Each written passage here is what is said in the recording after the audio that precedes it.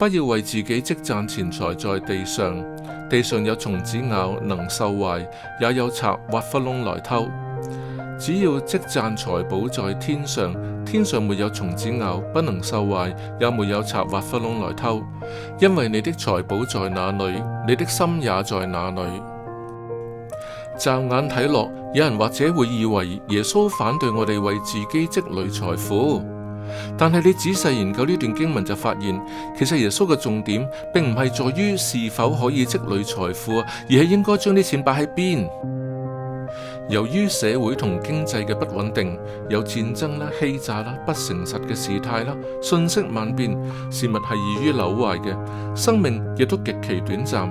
世上並冇真正穩妥嘅財富，更何況死亡終將使我哋同所擁有嘅分離。除非咩呢？除非我哋能夠提前將財富送上天上，送往永恆啦。呢個正係耶穌所講嘅。佢命令我哋只要積攢財富在天上，天上沒有蟲子咬，不能受壞，也沒有賊挖窟窿來偷。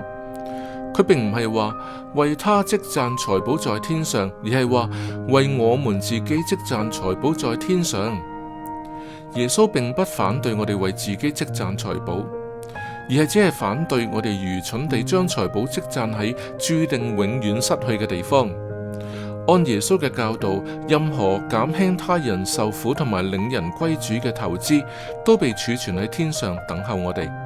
凡係積攢喺地上嘅，終將失去；而嗰啲積攢喺天上並計劃要去天國嘅人，將會得回一切，毫無損失。呢個係零風險嘅投資。當我哋歸還11同埋承諾奉獻嘅時候，願我哋將自己嘅慾望放喺最後，而將上帝放在第一位。